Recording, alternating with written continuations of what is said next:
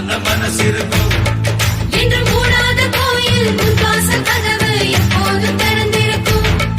அந்த வெட்டருவாம் மீசைக்குத்தான் எட்டூரும் பணிஞ்சிருக்கும். அவ தொட்டு தந்த நெல்லுமணி முப்போகம் விளைஞ்சிருக்கும்.